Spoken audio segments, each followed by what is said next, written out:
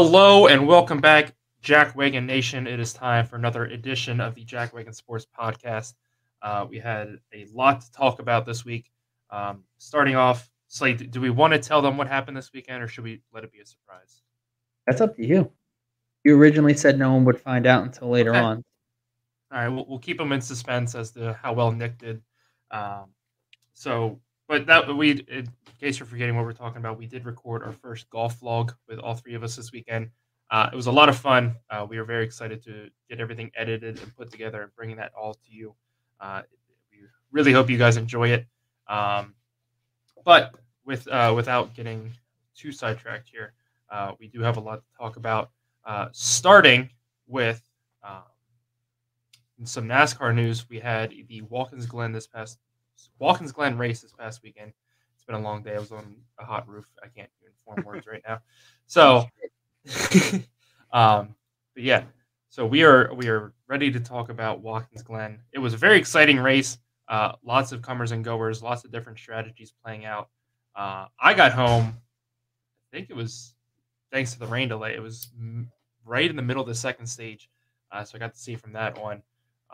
Elliott wasn't up front. We had Michael McDowell, I think, in third at the time. Logano and Busch were fighting for the lead.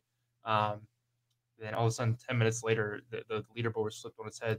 Slade, just your thoughts real quick on the race. You probably saw a little bit more of it than I did. And your thoughts on the finish, more specifically, with Larson and Chase Elliott getting together. I know you're a big Elliott fan. So were you upset about it, or just your thoughts? Yeah, so I thought that it was a really entertaining race compared to what we saw um, at the what was it, the Indianapolis Road Course or Yeah. whatever.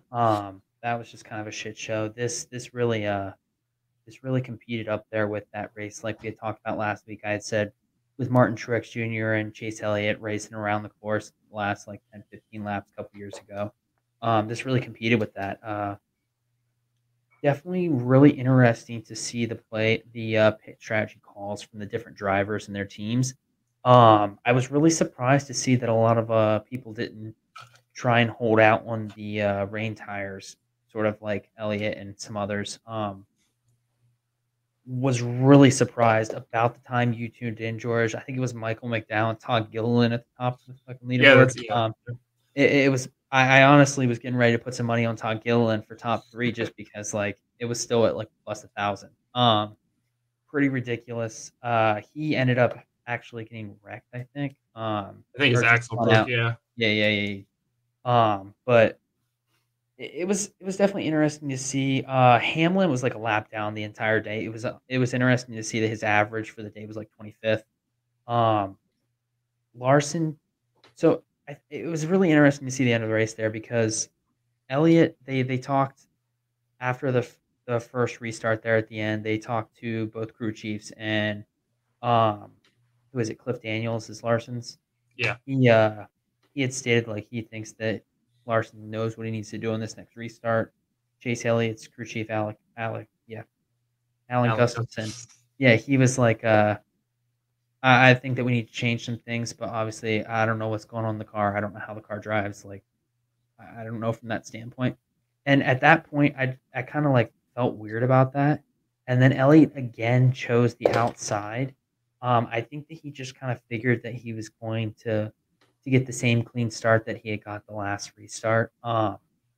And so at the end of the race, you could definitely see that I think that Chase's crew chief definitely had a conversation with him about taking the inside for the corner one, obviously. And he chose against it. It ultimately cost him the race. It could have been anyone in that position that kind of ran it in a little deep, and the same result would have happened. He was definitely furious. He was throwing his hands up with Mr. H and Jeff Gordon. It was just really interesting to see. I mean, it just put a damper on his day after he just clinched the regular season championship. I think midway through the second stage or at the end of the second stage. So it was just a really up and down day as a Chase Elliott fan. But all in all, it was a really good race. What was your thoughts on it, Nick? Yeah, so as a Larson fan, it was great to see him back in victory lane. Sorry about that, buddy. He wasn't really somebody that we had on our radar going into this week. I mean, it's Kyle Larson, so you pretty much got to look at him every week. But we had talked about a few people that weren't Kyle Larson going in last week's podcast, but he had a really strong race. Pit strategy, came out perfect. Managed to come away with the second win of the season. So all in all, he had a good day.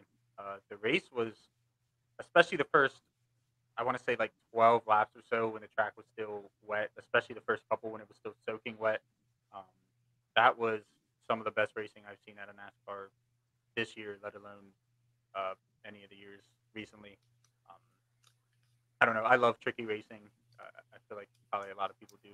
But even after the track dried up and everybody switched their tires, it was still competitive racing.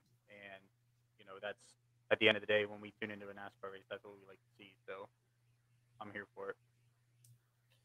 Yeah, I thought it was a really great race. Watkins Glen is always one of my favorite tracks to watch. It's a challenging road course, but it's fast. Like they fly through the bus stop, they fly, through a lot of the chicanes. It's interesting, especially the line some of these guys take, trying to take as much grass as they can. Sometimes, flying over the bus stops, getting damn near airborne. But yeah, Slade, like you said, coming up to the green white checkered, I didn't understand why Elliott took the outside twice. And a lot of people aren't even talking about the fact that Larson was like, he got shoved for a good bit of the front stretch there into turn one. Yeah, he probably could have hit the brakes a little bit, harder and not necessarily locked them up and tried to outbrake Elliott and raced him clean. But at the same time, you can't count on the guys behind you in that situation to not, like, we saw it at the Indy road course, like you said. Logano pulled out from like 20th and just dive bombed it into turn one and said, fuck it, I'm going for it. And, you don't know if that's going to happen in this situation with a ton of guys right behind him who are desperate to try and lock themselves into the playoffs. Buescher was in the top 10. And a few other guys, McDowell was in the top 10.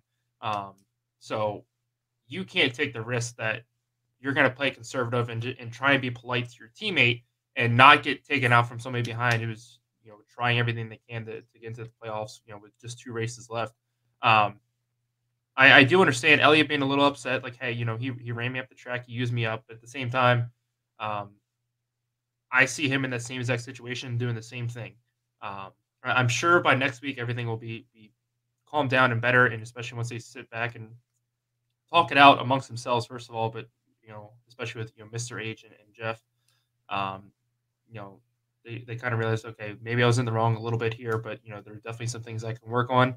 And like I said, I think in the same situation, Elliott does the same exact thing. But nonetheless, it was a great race. It was very exciting to see. And then, not to mention, now we head to Daytona with one winning spot available. Let me take a look at the points here real quick. So we have Chase Elliott still leading the way.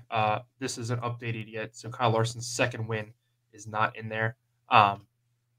But with Kurt Busch, and I don't think a lot of people really talked about this, Kurt Busch is not necessarily locked in anymore, and he will not be racing this weekend at Daytona. He will be back for the first race of the playoffs, or at least that's what he's hoping.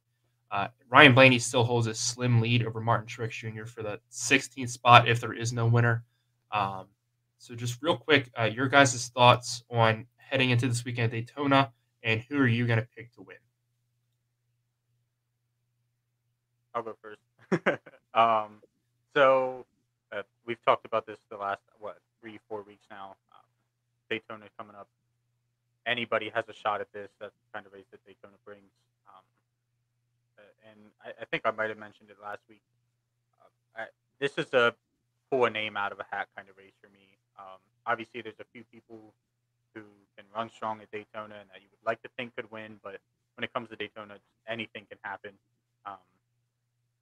I guess if I'm going to go with somebody who hasn't won a race yet, because I believe I did say that we would have a new winner at Daytona.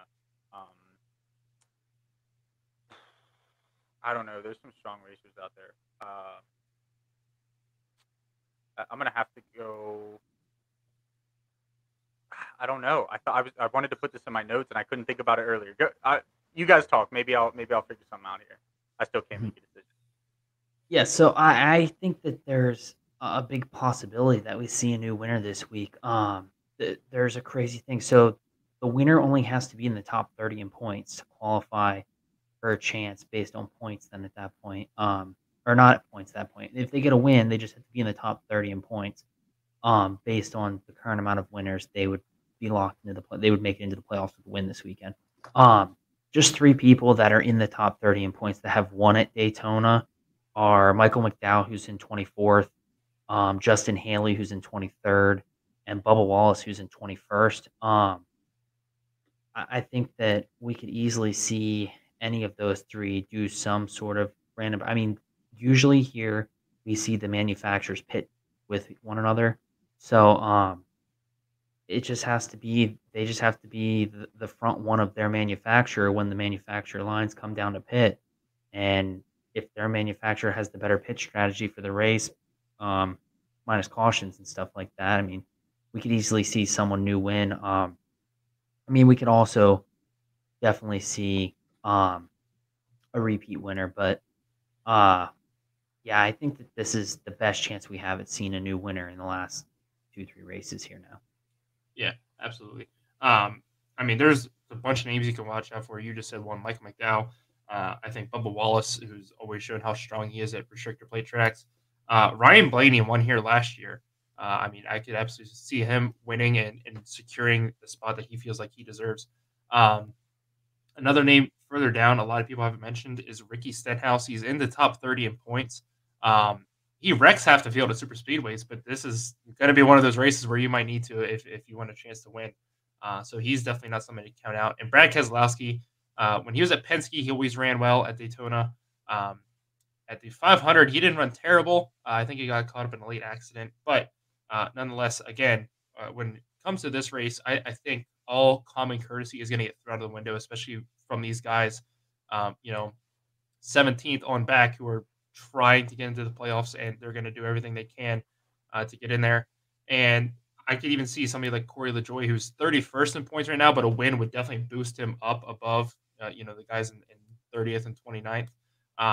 He came close at Atlanta, so definitely somebody else to watch out for as well. Nick, do you have somebody you want to pick now? Yeah, I'm not 100% comfortable with it, but I think I'm going to go with Ryan Blaney here. He's had a strong season. I think he's deserved a couple wins this season and hasn't gotten any. So if there's a time for him to do it, obviously this is his last chance he's got. And, just like everybody else that doesn't have a win, he's going to give it his all. So I think Blaney is a decent pick. A solid choice. Yeah, we just jinxed him, so now he's not even going to make the playoffs at all. Sorry, Blaney. Justin Haley, here you go. All right, so moving on, it is time to talk about the exciting weekend we had at the BMW Championship. A lot of comers and goers. The leaderboard looked completely different just about every day. Unfortunately, we did have Will Zalatoris have to withdraw on Saturday. Slate broke that news to us while we were trying to play golf. As I'm getting ready to hit my shot, he turns like, "Holy shit, Zalatoris withdrew!" Scared the shit out of me. But nonetheless, great tournament over the weekend. I did get home in time to see the end of that as well. I put money on Scheffler, and I thought there for a minute he had it. He made a comeback. I think he was 1 stroke back of the leaders, and then next thing I know, I looked down, he was like 3 strokes back. So that sucked. But nonetheless, it was a great tournament all weekend. Patrick Cantlay holds on to get, I believe it's his first win of the year. I know he finished runner-up at the Waste Management and a few other times this year. His first solo win of the year, because him and Shaw. But he's the first person to win a FedEx Cup playoff event in back-to-back years, so defending his title at the BMW. Nick, your thoughts real quick on your just the whole weekend as a whole at the BMW Championship? Yeah, so I might be confusing. I forgot to look this up before the show, and I wanted to. But I believe on Thursday, it was Cantlay who shot like +7 or something like that. And it was one of the guys up in the top field, but I'm pretty sure it was Cantlay because they were talking about it. But either way, he didn't have a good Thursday. Everybody kind of forgot about him, and then he was like, hey, here I am. And like you said, manages to be the first person to defend a playoff event. So that was pretty cool to see. Always a good time when you get to witness a little history made. But he looked great. He looked confident, and I think that he's in a really good spot to defend his FedEx Cup championship as well, not just this past weekend. Slade, your thoughts on the weekend? Yeah, I mean, I like you, George. I had bet on Scotty Scheffler. I think at the time I bet it was like plus 1100 odds. That was with him being in third or fourth place at the time. He was back 2 strokes, I think, before the round started. He definitely had a chance, but going into 18, I don't know. He just had a bad hole. He hit it into 2 bunkers, and ended up not being able to get another birdie, just to be able to kind of put a little bit of pressure there, just in case Cantley had hit it into a bunker on 18. Um, Cantley really, he did really good with his putting this week, especially on Sunday, and it definitely helped him out and showed. Just kind of the leaderboard from this past weekend. It was Cantley at -14, Stallings at -13. Then you saw Scheffler and Schauffele at 11 under, and someone that surprised me was Rahm and McIlroy tied for eighth at 9 under. I think that both of them that's a really good showing for them coming into this final weekend at East Lake. Yeah, I think it's going to be an exciting weekend this weekend. But yeah, back to the BMW. I feel like Cantlay, he just had a lot of luck, especially on Sunday. I believe I watched him. I want to say it was 17. He was coming down the fairway, and it started to fade a little bit to the right, and it was going right for the bunker, and somehow it hit like the back lip of it, and then bounced over the bunker, and then like back onto the fairway. Yeah, that was 20 yards off the green. He had another one that bounced off the rock onto the green. Yeah. So I mean, when you have luck down your side, it's going to be tough to beat you. But yeah, now we're heading to a tournament where last year when he came here, he was the leader. He just had to fend off the field. This year, he's 2 strokes back of the leader in Scotty Scheffler. But it's somewhere that we know he plays well. But I mean, Scheffler has kind of regained, it feels like, some of his confidence here lately, and is definitely a dangerous guy out there on the course. But I think we are setting up for a very exciting weekend. Speaking of the Tour Championship this weekend at East Lake, Slade, who is your pick to win it all?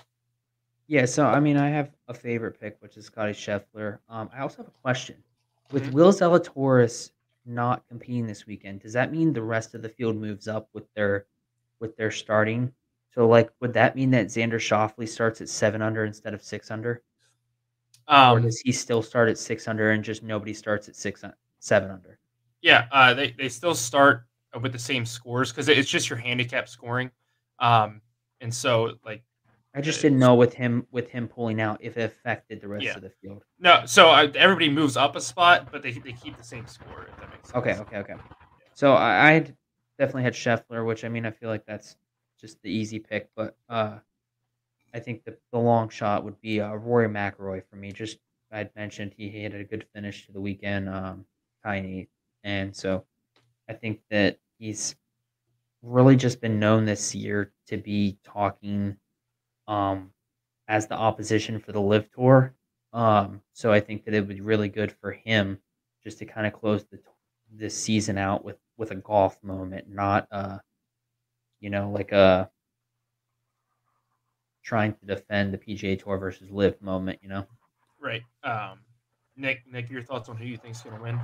Yeah, so I think you'd be pretty stupid if your favorite pick wasn't Scotty Scheffler. Obviously, Cantley being 2 strokes back isn't terrible. Even if Zalatoris was playing and he was only 3 strokes back, you'd have to look at him. But kind of like Slade here, I went with a dark horse pick, so to speak. And really, like, I had a hard time deciding in this, but that 13 to 15 range, which would now be 12 to 14, Justin Thomas, Cameron Young, Matt Fitzpatrick.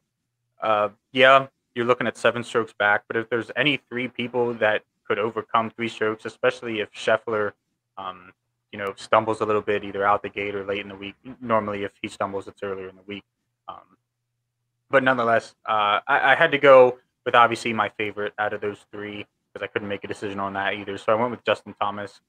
But a little bit of stats here, or not necessarily stats, but backing for my decision. So he's never won at East Lake, but in 24 rounds, his scoring average is barely above a 68. I want to say it was 68.08. So obviously some good scoring. Not, obviously if the average wasn't at like 65, you'd be like, holy shit, this guy's great here. But still 68, good. he's been very cool lately. He's kind of been, sneakily in the last couple tournaments he played, like 20s, 30s. Um, but especially watching him last week, he was missing putts by less than inches. And we've all seen, like, if you look at that run he made from 7 back, I believe it was, to win the PGA, his putter was hot. And when his putter gets hot, he's hard to beat. Now, obviously, you could say that for a lot of people, but I think that he's due for another win with how cool he's been lately. So he's my person to watch, so to speak, outside of Scotty Scheffler. Yeah, like you guys said, it's going to be hard for Scotty Scheffler to mess up that badly. That he falls far down the leaderboard, especially. I think he keeps himself in contention. If I had to pick somebody further back, I'm looking at Tony Fenow. He had that hot streak right before the FedEx Cup playoffs started. Hasn't been playing terrible these last 2 events in the playoffs. He kept his name towards the top of the leaderboard at the FedEx Cup or the FedEx Championship, and didn't have a stellar weekend this past week. But I mean, definitely keeps his name around. So I'm looking at him, and then like you said, Justin Thomas all the way down through. I would even say as far as Max Homa. Max Homa has had some solid weeks here lately. I mean, it would take a lot for him at 8 strokes back, to make up that ground. But you know what you need to do for 4 days. Go out there and chip away. If he makes up 2 strokes a day, he sends this thing to a playoff, and that would be something monumental. But I think it's going to be a lot of fun heading into this weekend. Watching these guys, try and move their name with the leaderboard. There's no cut this weekend, so for all we know, somebody can go out there and somehow shoot like a 59 or something, and end up with their name at the top of the leaderboard, in just one day. And that's what makes the FedEx Cup, the Tour Championship so exciting. I am very excited to see it this weekend. I'm not going to watch much of it on Saturday because we got some college football this week finally, but I think it's going to be a great tournament. It's going to be fun to see if Scheffler can hang on for his first title, if Cantlay can, mount a little bit of a comeback here and win back-to-back titles, or somebody further down like Mcilroy or Fenow, like I said, or even Homa, can have a great story and head into the off season, the short one that it is. And even 2 that we didn't mention that were just barely behind. I believe it's at -6 and -5. So 4 strokes back and 5 strokes back. Sam Burns and Cam Smith. Sam Burns, really good friends with Scotty Scheffler. He has shown at times how lights out he can be on a golf course.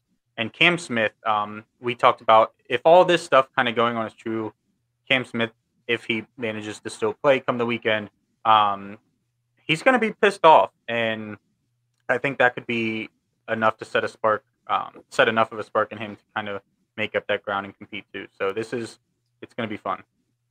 Yeah, I mean, that's something we definitely didn't talk about. It's, we're recording this on Tuesday. We haven't heard anything yet about if he's playing or not. If he is playing, he's 6 strokes back right now. Definitely somebody to watch out for. He's been known to challenge Scheffler before. I mean, he showed up on the big stage at the Open and beat, not just Scheffler, but Rory Mcilroy and all those guys. So he knows how to, come from a few strokes back and make up the ground. Like we said, as far as we know, he's playing this weekend, so that's definitely something to watch out for. It just adds a little bit more excitement. So the Tour Championship is this weekend in Atlanta. It will start Thursday on Golf Channel, and then Saturday and Sunday it will be, on the Golf Channel and NBC as well. Moving on, it is time to continue our season previews for college football. This week we have the SEC, so it's the final Power 5 conference to talk about. It is probably the least wide open conference that we've talked about yet. I mean, everybody knows who the top dog is in the East and who the top dog is in the West. And, we were talking about it right before we hopped on here, like, I didn't have a lot of notes this week. And we're like, yeah, none of us did.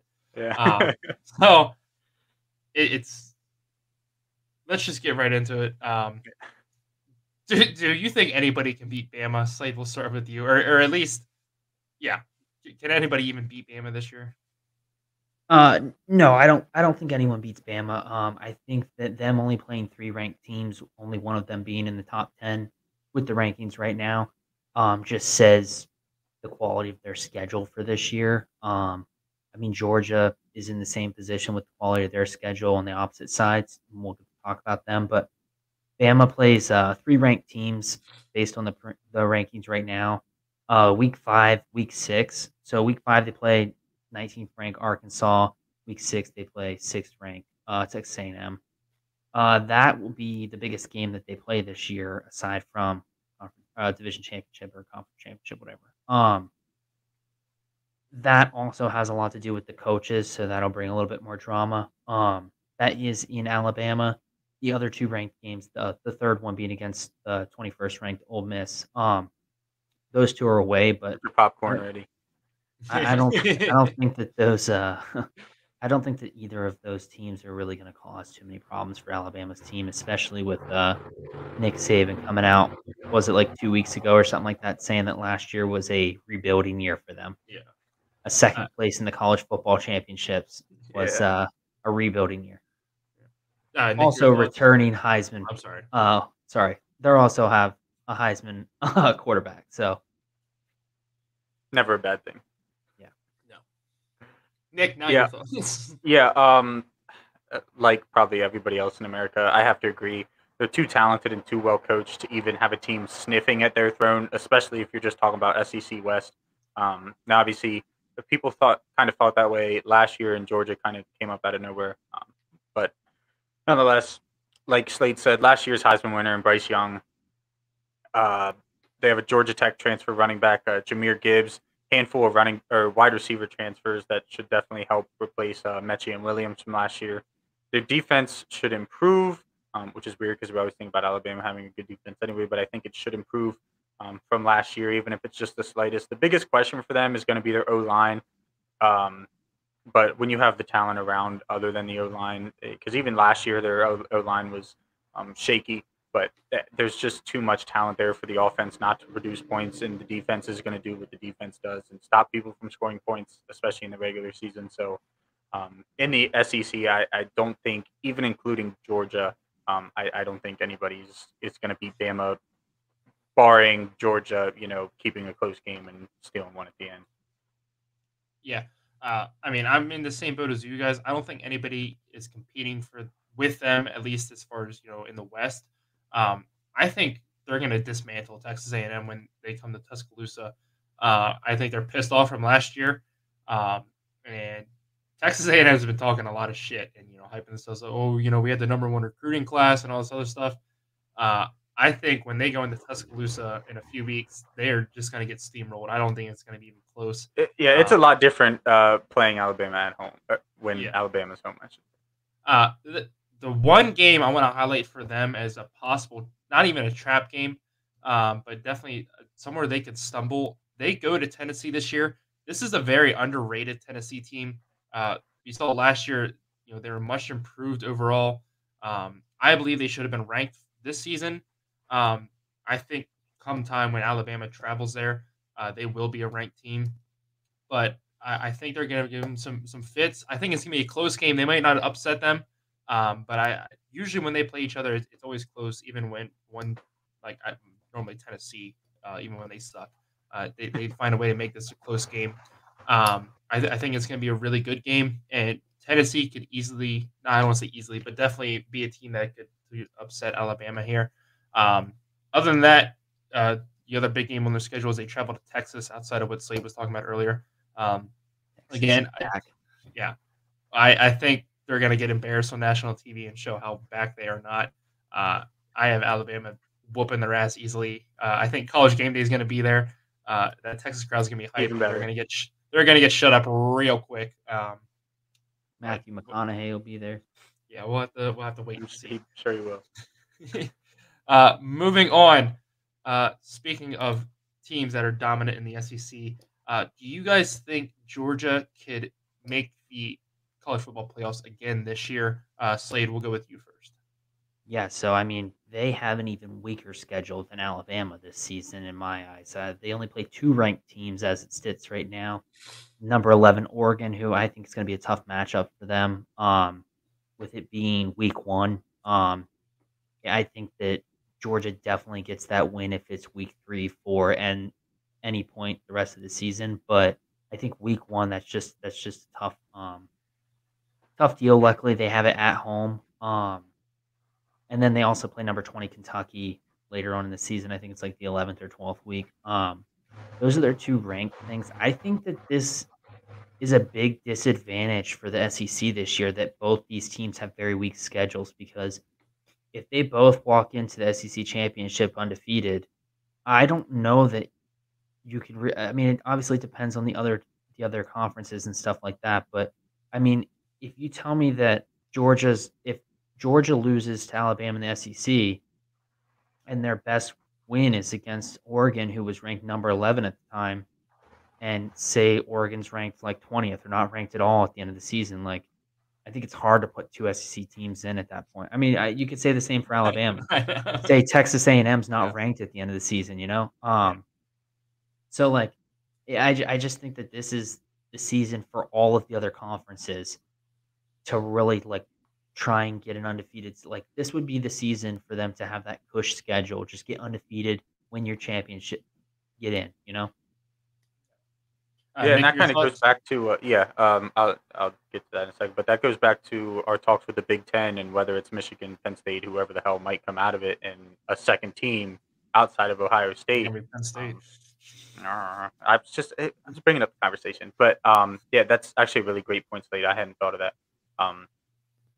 All that extra stuff being aside, I think that obviously they have the team to do it. To bring up Slade's easy schedule, they should be favorites in all 12 of their regular season matchups. Georgia should, and probably by double digits. So it's definitely compared to what you could be facing in the SEC. They both have pretty cakewalk schedules.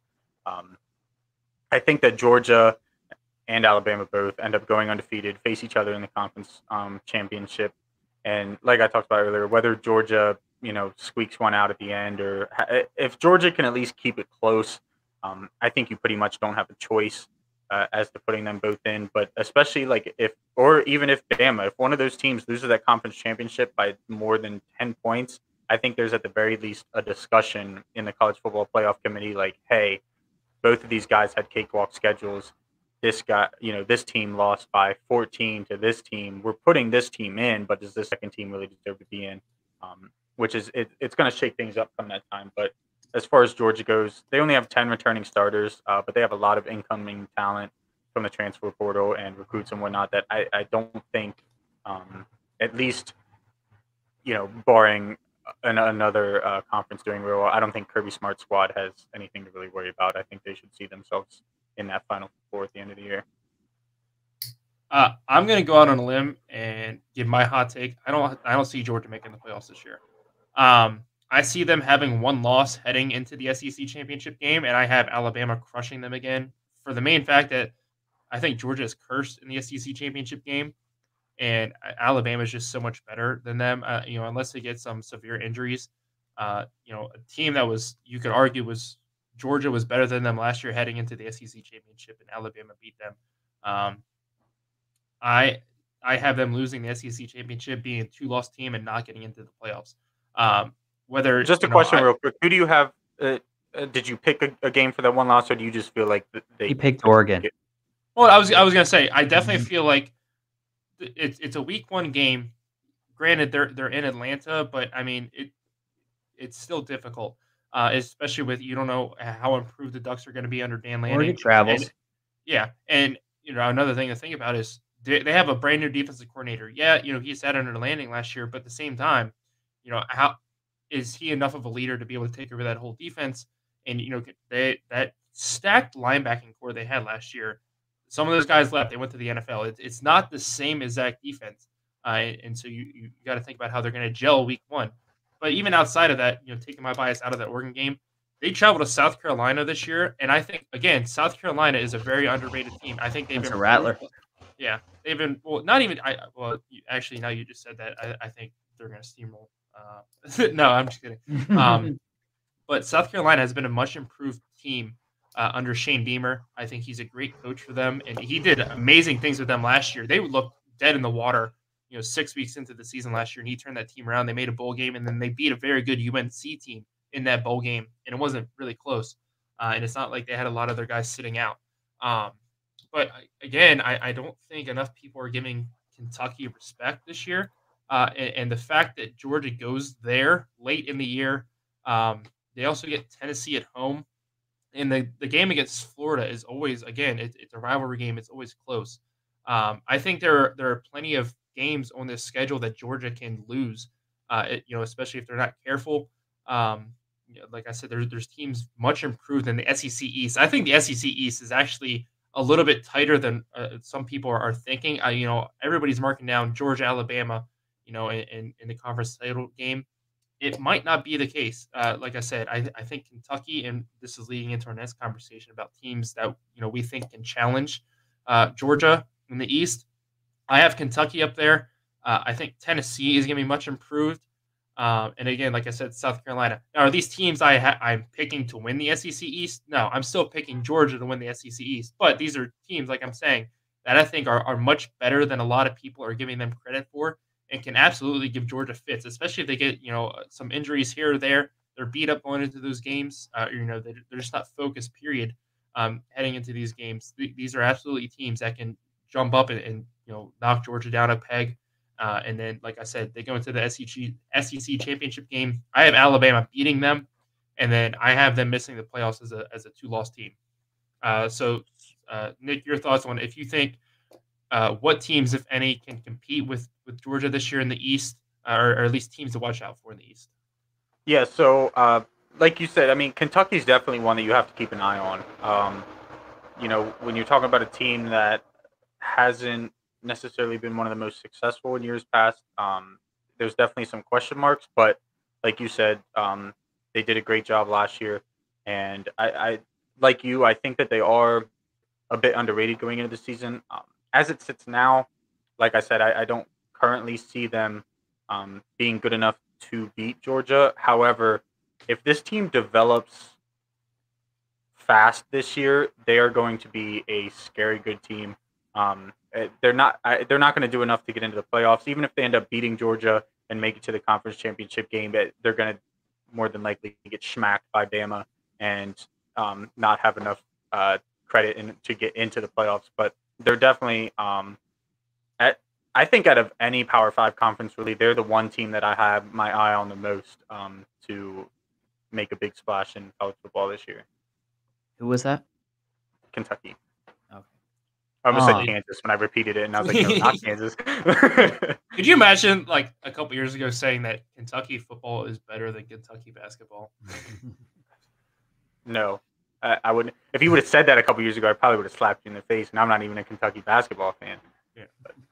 Yeah. Slade, your thoughts on if you think anybody can challenge, I guess is the word? I think that you both have, like, good reasons to think that either Kentucky or maybe Tennessee could jump up there and snag a spot from them. But I think that it seems like the college football playoffs, when it comes to the SEC, is a popularity contest. You've been here before, so you're in the good boys club. I find it hard to see Tennessee not get to the end of the year without 2 losses. I think we all agree that they guarantee lose to Alabama, barring any random injury or something like that. But they play them early enough in the season that I don't really see that. And then I have Tennessee losing to either Pittsburgh or Kentucky. I mean, they play Pittsburgh, who's ranked in the top 20 the second week, and then they play Kentucky week like 6 or 7. So, I mean, they could not even be halfway through the season and have 2 or 3 losses already, which really puts a damper on their chances. And then same with Kentucky. I mean, Kentucky could lose to Georgia and then also lose to Tennessee, hurting their chances. I think it's hard that they. I think it's going to be hard for Georgia not to make it in, unless they just shit the bed and have 3-4 losses. I think that they're going to have 1 loss, and it's not going to be to anyone other than Alabama. Yeah, I mean, and like I said, I don't see anybody taking the East this year from Georgia, outside of a fucking miracle season from somebody. Mm. Um, but like I said, I just see them at least dropping one game in the regular season, and then um, come SEC championship time, I have Alabama rolling over them. Um, and then we'll get into next week in our week one preview of our playoff teams and all that stuff. Moving on with this, I think we all know the number one player to watch in the SEC, but give us some others. Slade, we'll start with you. Yeah, so Georgia's defensive lineman Jalen Carter, he's a possible first round pick this upcoming draft. Uh, Last season alone, he had I think it was like 37 total tackles, 17 solo, 20 combined like assists, and then he had 3 sacks. It's just hard to not think that he'll be up there within like the top 10 when it comes time for the draft at the end of the season, barring any injury. So I just think that he's definitely going to be someone that with Nick saying that they only have 10 starters or something coming back this season. Um, I think that he's definitely going to be someone that is helpful in leading the team so that they don't slip up and get 2 or 3 losses like you guys were mentioning as a possibility with their schedule. Nick, your thoughts on any players to watch this year? Yeah, so I think that if you're not going to go with Bryce Young, like probably if everybody's putting money down, everybody's going to put it on Bryce Young. But another Alabama star, Will Anderson Jr., the edge rusher, he is a junior. I find that kind of ironic, but nonetheless. A lot of people thought that he was a Heisman finalist snub last year. He had a great season. I'm looking up here because I didn't write down his stats, but I wanted to mention him. FBS best, 17 and a half sacks and 34 and a half tackles for loss. Obviously, really good numbers. I don't. It takes a lot for an edge rusher to win a Heisman, especially when you got some of the quarterback play that we're going to have this season. But I think in the SEC, especially since he was snubbed last year, if Bryce Young stumbles a little bit, or even we've seen sometimes where somebody will have a Heisman winning season and then they come out and they put up similar numbers the next year, and the Heisman voters, they're kind of like, well, I've seen it once. Like, it's not as impressive to them. I think a situation like that could definitely see him putting himself in as a finalist, or even if Bryce Young is still in there, I could still see him being a finalist and possibly, like I said, especially if that committee says, well, he put up similar numbers last year, I think he could end up stealing it. Yeah. Outside of Bryce Young, I went in the direction of somebody that I'm interested to see play this year, and that is actually Spencer Rattler. I hated him at Oklahoma, and I'm not gonna lie, I hate his face. But I think it's gonna be very interesting seeing him switch to the SEC style play. He was kind of left Oklahoma disgraced last year. He got benched in the middle of the Texas game, and then we saw him sporadically, in odd situations throughout the rest of the season.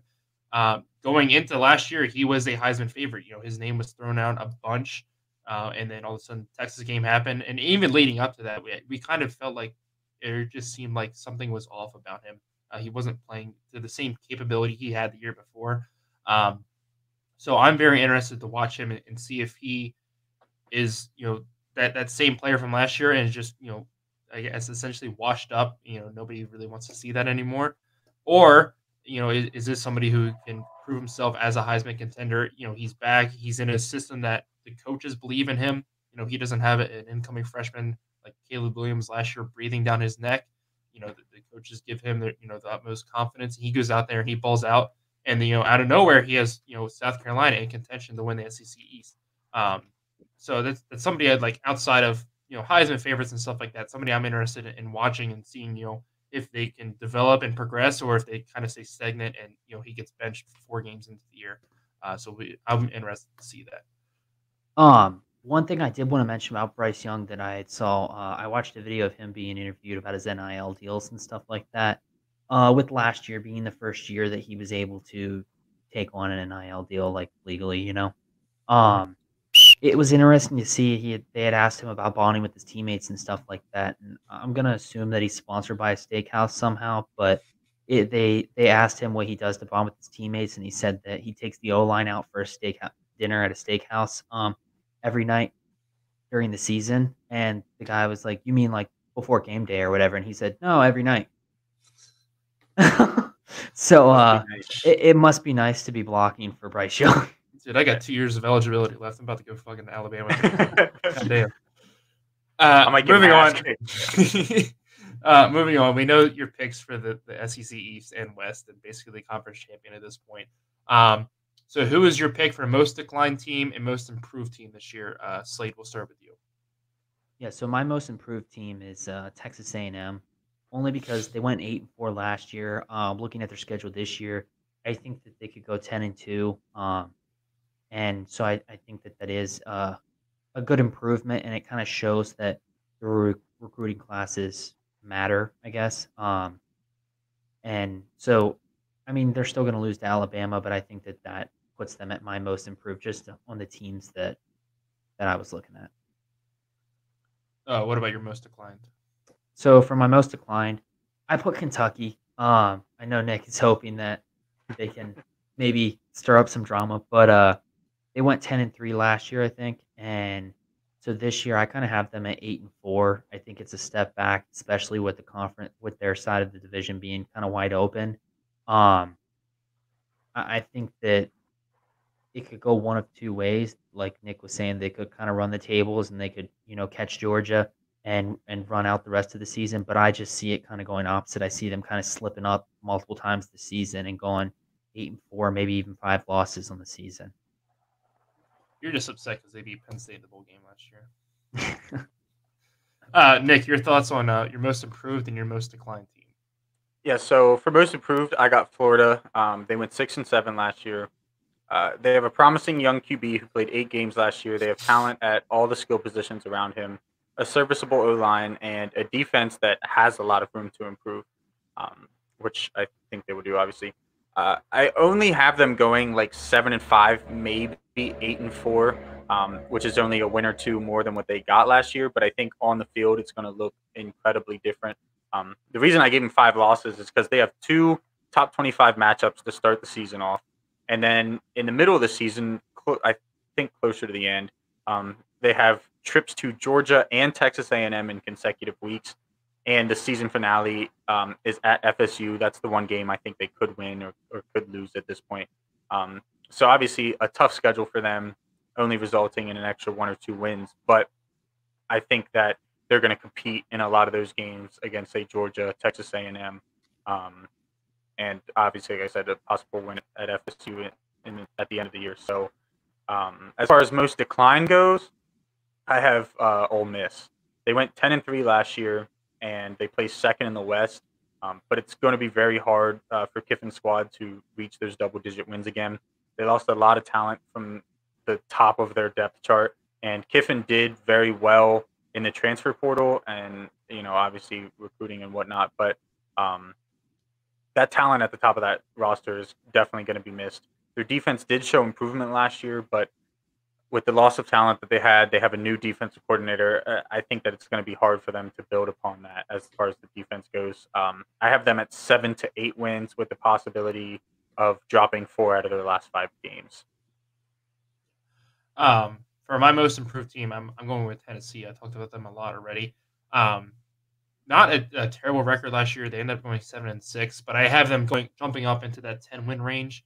Again, not quite enough to challenge for the SEC East title, but from where they were the past, God, how many years? Yeah, essentially since Peyton Manning left, they've not been a good school. But I see them, especially under Josh Heupel, continuing to improve. He shocked a lot of people last year. They had that early season loss to Pitt, and then from there they kind of turned it around and showed what they were capable of. I do have them losing to Alabama and Georgia. And another game maybe here or there, but I definitely, like I said, I see them getting up there into that 10-win range this year. From a most declined team, I went with the same state as Nick, but I went with Mississippi State. I think the mystique of Mike Leach is kind of wearing off across college football as a whole. Now this is a team that could easily end up ripping off 10 wins, but at the same time, I feel like their schedule is just a little too tough for them this year. They haven't made a lot of splashes in recruiting or even the transfer portal. I have them going. It's not going to be like a big decline. They went 7-6 last year. I have them either going 6-7 with a bowl game loss, or maybe even just going 5-6 and missing out on a bowl game. But I don't see them as being a team that competes for the SEC West, especially. But I see them struggling a lot this year. So that will wrap up our SEC preview. We are done with all conference previews this year, and believe it or not, we have football to talk about this week. We are beyond excited. College football does start this week. No, big name games or anything like that outside of Nebraska, Northwestern. But it is the College Football Week 0. We are ready to give you guys our picks. So let's go ahead and get into it. First game up to talk about is that one we just mentioned, Nebraska versus Northwestern. This will be Saturday at 12:30 on Fox. This is taking place in Ireland. Nick, your pick. Yeah. So we discussed this before the podcast. I went off of pure gut on this, on all of these picks. I wanted to see how close to midseason form I was with my picking. So I went with Nebraska on this one, which happened to be the favorite. Yeah. One thing I didn't mention here, Nebraska is a 13-point favorite, and the over-under is set at 50. I also went with Nebraska here just for the simple fact that my father-in-law went to Nebraska, and if I picked anybody but Nebraska, I think he would make me divorce Hannah. So, I mean, if it was a reasonable game, like, okay, but if you picked Northwestern on this one, it'd be a cold night in the doghouse, that's for sure. Slade, your thoughts? Yeah, I agree. I picked Nebraska strictly just because I think that they're going to easily win this by at least a score or two, especially with the over-under being set at 50. So, yeah, that's just kind of why I went with North. So we didn't discuss the over-under, but I kind of want to – I'm going to go out on a limb. Well, not necessarily out on a limb. I think it's very possible. But I'm going to go with the under on this one. I'm actually taking the over. I think Nebraska's offense is going to be much improved, and I think Northwestern's defense and offense, I think it's going to be all Nebraska's offense. But yeah, Northwestern's defense, I think, is just absolute hot garbage. So I can easily see Nebraska putting up a decent amount of points. Northwestern maybe gets a lucky touchdown here or there. But I'm taking the over. You got Slade. You're the tiebreaker. I think if I was betting, I'm not. I would take Nebraska at -13 and say that they cover. I think that 2 touchdowns would be a smarter option for my money than for the 50 points, in my opinion. Fair enough. All right, moving on. The next game we have is UConn travels to Utah State. 27-point favorite. This will be Saturday at 4 p.m. on Fox Sports 1. As Slade just said, Utah State is a 27-point favorite. The over-under is set at 60. Nick, your pick. Yeah, I went with Utah State on this one. Neither one of those odds bets are necessarily enticing. 27 points is a lot to cover, but 60 points is a bit much. If I got to choose one of them, I'm going to go with under 60. No, I lied. Over 60. All right. For my pick, I went with Utah State as well. I'm taking at 27. UConn is one of the worst teams in college football. Utah State needs to show that they're ready to play Alabama next week. So I'm definitely going to take Utah State at the -27. I am also taking Utah State, but I am not a fan of either of these bets.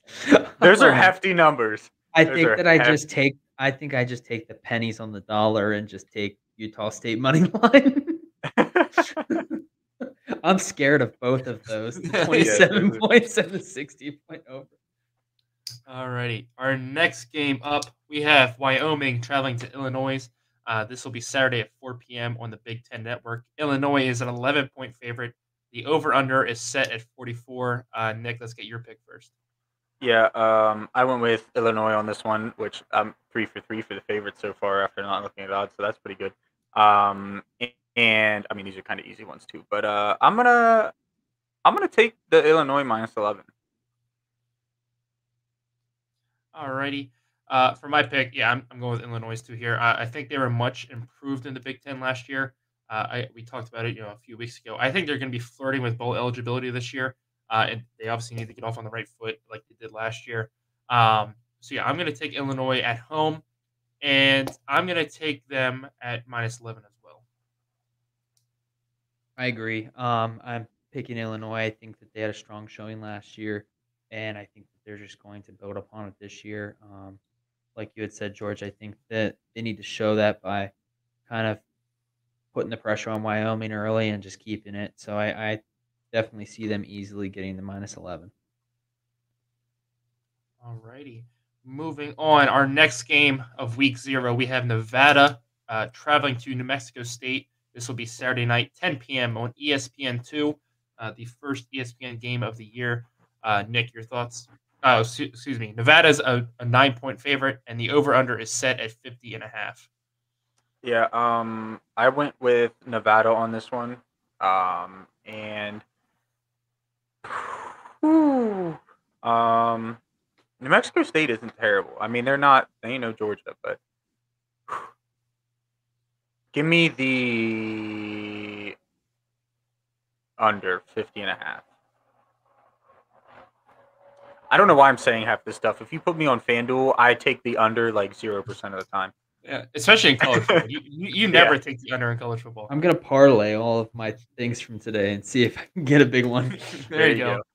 I'm also going with Nevada here. As far as my bet, you know what? I'm going to take the over 50.5. I think Nevada's defense needs to be much improved from last year. And I think New Mexico State is an underrated team. They flirted with bowl eligibility last year.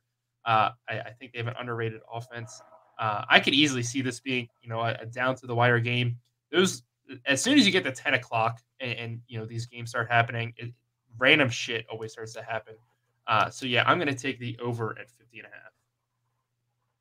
Yeah, like you guys, I agree. I took Nevada also. I think that they're gonna have no problem getting the over at 50.5 on this. I think that when you think about it, I think it's gonna be a pretty close game. And so I think 3 scores out of each team by mid fourth quarter with only needing 1 score then for that over to hit. I think that's something that's very feasible for this game.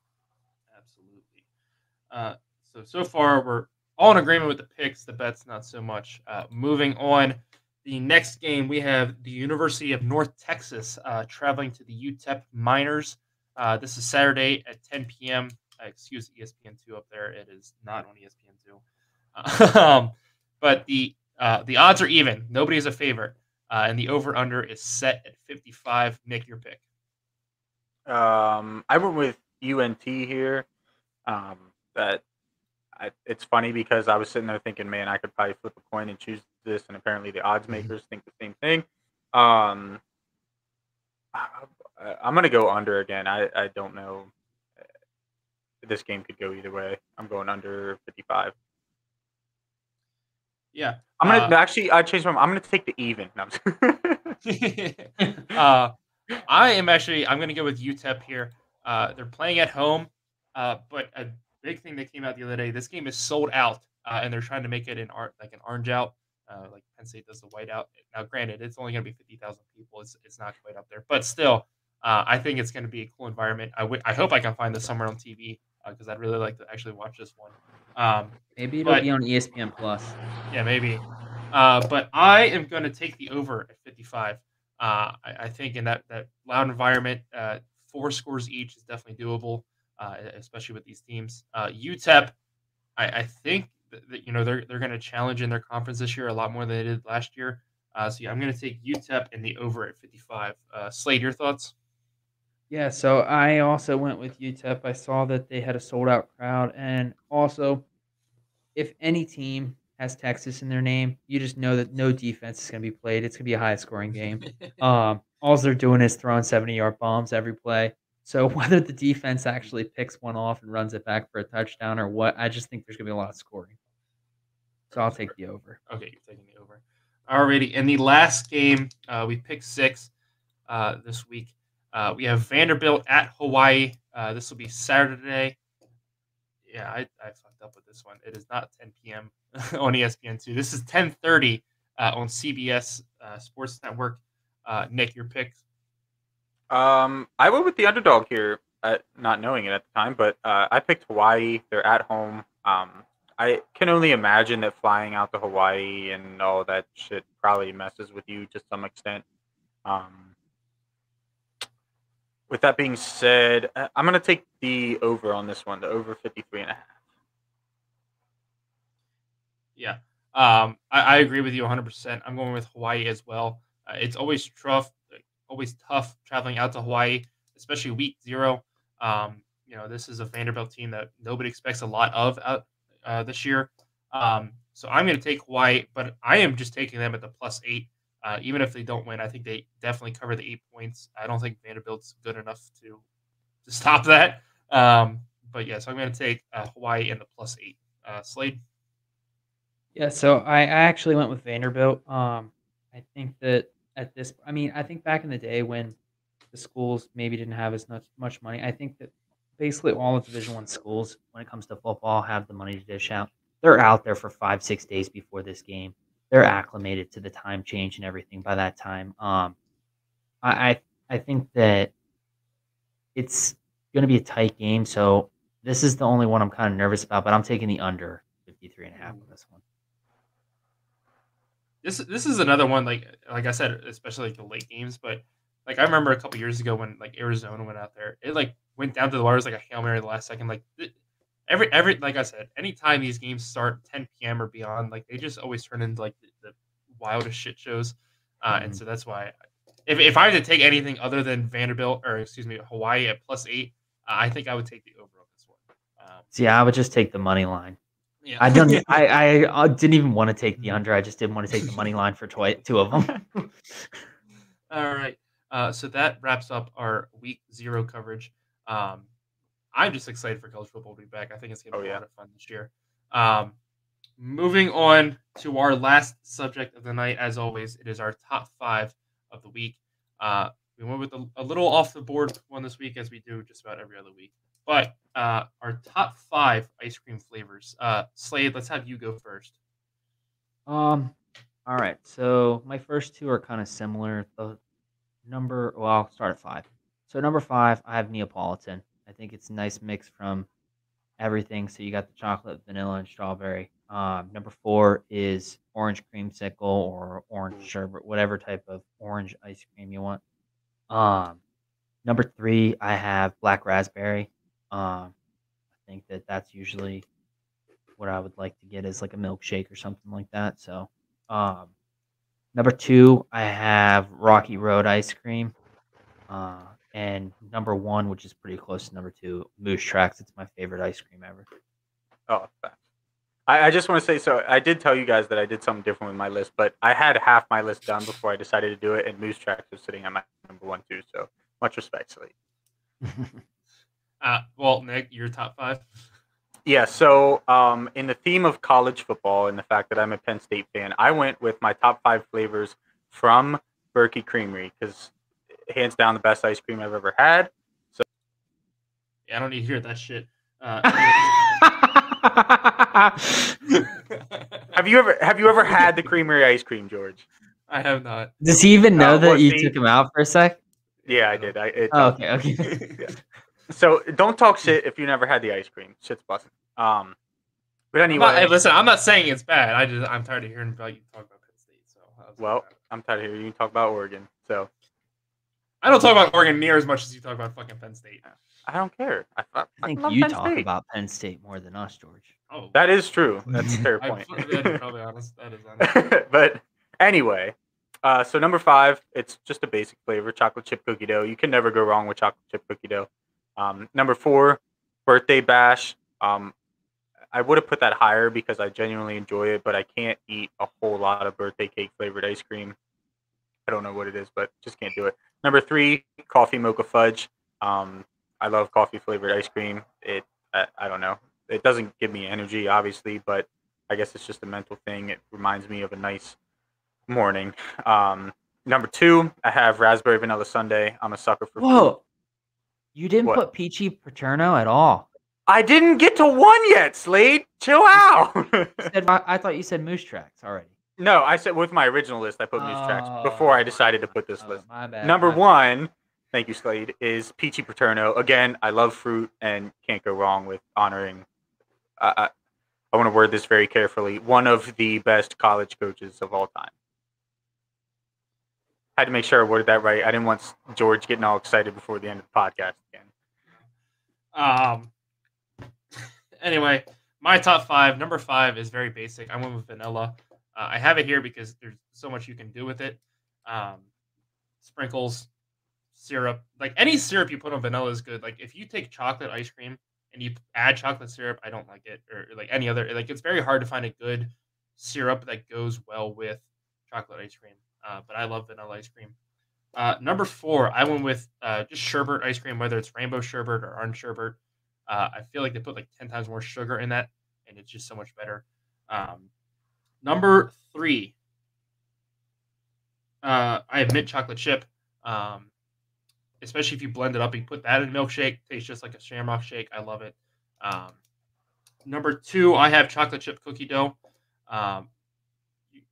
Whenever you get those little cookie bites in there, it just blows my mind. And number 1, I have moose tracks. Like we all said, I think that's the best ice cream there is. The only complaint I have about any of your list, I'm like I said, never had the creamery, so I can't argue about Slade or Nick's. Is Rocky Road on Slade's. I don't like Rocky Road. I always get Rocky Road and Moose Tracks mixed up because like the name sounds similar to me. But yeah, it's the marshmallows and like the nuts in there. Like I don't know, it just always throws me off. It's not bad. I will eat some Rocky Road if it is that, available. You want your top 5 creamery or that salty and savory, like with the sweet and stuff. So I think that's it's a ninice like change of pace. I asked Hannah what her top 5 creamery flavors were, and she's like, "I only get peach paterno." I was like, "Okay." But whenever we go to a game, I'll go to the creamery and try it out. Okay, right. Just to make you don't want to do it at the game. Yeah. The busiest maybe time ever. Maybe the next day time we go up before. to see Slade. When we go up for golf, we'll make a stop at the creamery. Yeah, we can do that. All right, but that will do it for our show this week. We had a ton of fun bringing you guys this episode, as we always do. Again, if you have not checked out this our podcast on YouTube, definitely go check it out. We put a lot of effort into the presentation now, and it looks so much better. But nonetheless, we enjoy you guys checking us out on either Spotify, Apple, or Google Podcasts, and including YouTube. So we thank you guys for all your support so far. Like we said, we have a bunch of fun stuff we're working on, golf vlogs, and then vlogs and stuff we want to do in the future as well. Make sure you go check out our TikTok, our Twitter, and our Instagram. We have actually started posting on our Instagram. So make sure you guys go like. At some point, we will get into all the social medias at one point. We start focusing on one, and then one slacks, and we'll get there. Yeah, I'm kind of cheating. I'm just taking our TikToks and posting it on Instagram. But nonetheless, we're putting effort in at least. But thank you guys for all your support. And quick shout out also to Slade's dad, Steve Storm, for hooking us up with those awesome golf polos we had this weekend. Longtime supporter of the show, and those shirts were awesome. I'm not 100% sure that's willingly. I think Slade holds a gun to him and makes him listen to it, but nonetheless, we appreciate it. It's views and listens. So at the end of the day, Slade's got to do what he's got to do. So yeah. All right, but like we said, that'll do it for this week's episode. Next week we will be back. We will wrap up week 0. We will talk about the NFL preview. We will wrap up the Tour Championship, the NASCAR regular season, and we will get you ready for week 1 of college football. Speaking of week 1 of college football, I know I almost forgot to bring this up. Saturday morning at 8 a.m., we will go live on YouTube with our very own pregame show. We're doing it at 8 a.m. to make sure you guys are out of there in time to go watch College Game Day, because we're God-fearing Americans, so we would never take away your right to watch College Game Day. What Slade? You look like you're about to say something. I'll be absent from this Saturday's one because I work at 7 o'clock in the morning. But we'll still have his picks and his bets. Yeah. This is something we're looking forward to doing every Saturday we can. We do have work schedules, so if we can't make every Saturday, it is what it is. But we're definitely ready to get it rolling this weekend. And like we said, we love College Game Day. We would never make other people miss that. So we're going to try and be in and out at 8 a.m. and out before 9. But we'll see how that goes. We usually end up talking a lot longer than we want to. But so make sure you tell a friend about that. And like we said, 8 a.m. next Saturday on our YouTube. So please go check that out. We will remind you next week as well. I'm hoping to have our little intro video done, so maybe we can highlight or preview that next week on the show. I think that's everything. I think I'm done talking now. So we will see you guys next week. Have a great rest of your week. Go enjoy some college football, some golf, some racing, whatever it is. And we will see you guys next week. See